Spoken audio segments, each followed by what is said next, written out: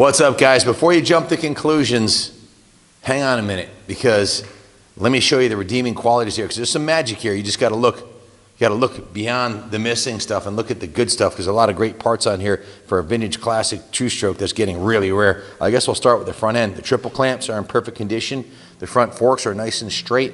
No damage on the uppers or lowers that I can see. It even has the front disc brake and caliper rotor. The front wheel's in good condition, as is the hub, and everything's there on the front end. So you got an entire front end upside down. Let's say you want to convert your right side up forks to upside down for an early Suzuki. Here you go.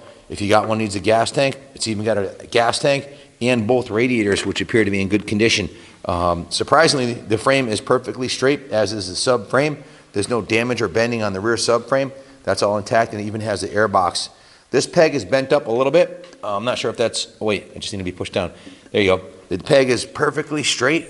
Usually they're bent down or bent out or bent up, and the pegs on both sides are straight. Another good news, bad news. The bad news is the motor blew on it. The good news is it blew before someone destroyed the frame and all the running gear. Even has original shock, rear wheel, the rear swing arm. Take a close up of the rear swing arm. This side is in excellent condition. Actually has one little dent right here, but usually the bottoms are all ground in over here. It has the original Suzuki logo, indicating this thing couldn't have had too many hours. Look at the edges of the pegs. So if you're restoring an RM of this vintage, you've got pegs, you've got a brake lever, you've got a front end, you've got a nice frame, you've got a Kayaba shock. It's all there. And the frame rails appear to be in excellent condition. From here all the way down, there's not a single ding. I always want to check the bottom of the frame rails.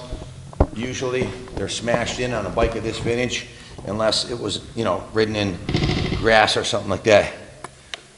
Not a single ding on this frame. Take a look down here. If you're restoring an RM of this year and vintage, you've got a, so far, that side's on a scale of 1 to 10, I'm giving that side a 10.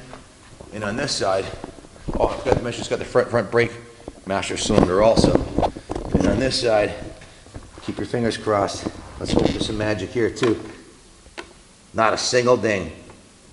So let me tell you something. I raced New England motocross for over 4 decades, okay? From 1970s, 80s, 90s, 2000s. From 1974 until 2020 this year. And 2 laps around the Middleborough track by an amateur rider, and there'd be dents in the frame. It's very rocky up here. So the frame's perfectly straight. The radiators are nice and straight. Apparently the motor blew before everything was worn out. So lots of great parts. If you're restoring this year bike, pull this thing apart. If you got a frame that's got dents in it, use this frame, powder coat the frame, use this suspension, because it's a low hour unit. So there's some magic here. Like I said, you can't judge a book by the cover. It's dusty, it's crusty, it's been sitting in our dungeon here for a couple years, and we're about to let it go on part of this 150 plus bike and parts auction. So thanks for watching. If you have any questions about the bike, give us a call, 860-454-7024. Thanks for watching, and God bless America.